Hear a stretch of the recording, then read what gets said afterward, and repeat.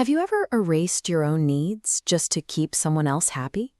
Calcutta in the early 1900s was a city governed by wealth, caste, and rigid social boundaries.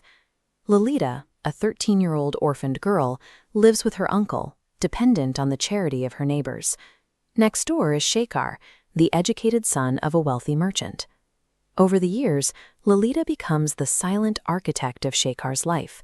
She manages his meals, folds his clothes, and organizes his space. She never asks for permission to do this, and she never asks for thanks. By making Shekhar's life completely frictionless, Lalita engineered her own disappearance. She gave so much of herself that her presence eventually faded into the background of his daily routine. This illustrates habituation, the brain's tendency to stop noticing a constant stimulus. As devotion goes up, conscious attention drops. For Shekhar, that attention hits zero. Lalita became a fixture of his environment, unnoticed as the oxygen in his room. Because Lalita never demanded acknowledgement, she removed the friction that forces Shekhar to recognize her effort. Unspoken devotion trains the person receiving it to consume love without ever recognizing its source. One night, in a moonlit courtyard, this silent dynamic reaches a breaking point. In playful intimacy, Lalita places a flower garland around Shekhar's neck. Shekhar interprets this as a fleeting childhood game. He files the moment away and forgets it almost instantly. This diagram shows the psychological split created by that single act. To Shekhar, the garland is a game that dissolves. To Lalita, it is a sacred, legally binding vow of marriage. In her mind, she is now his wife. Because neither speaks about what happened, they continue sharing the same routine while inhabiting entirely different psychological universes.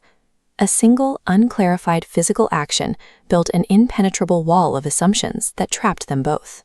The routine shatters when Giran, a wealthy outsider, arrives and pays off a crippling debt owed by Lalita's uncle.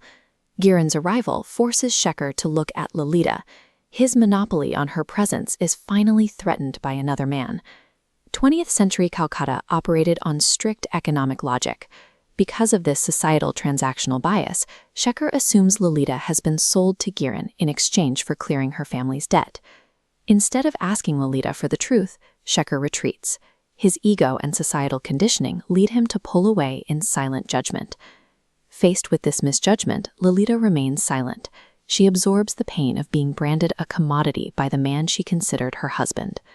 When a culture measures human connection through wealth and debt, selfless devotion is vulnerable to the assumption that everything has a price tag. The illusion breaks when Shekhar discovers that Lalita has no romantic ties to Giran. She has considered herself his wife since that night.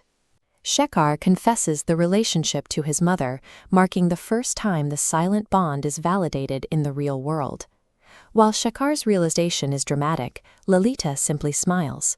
She does not demand an apology for his blindness or point out the years she spent waiting.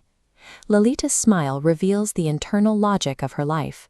She never needed Shekhar to see her or validate her to keep loving him. For her, the act of devotion was always its own end. Sarat Chandra wrote this story in 1914, but the mechanics of unspoken love operate exactly the same way today.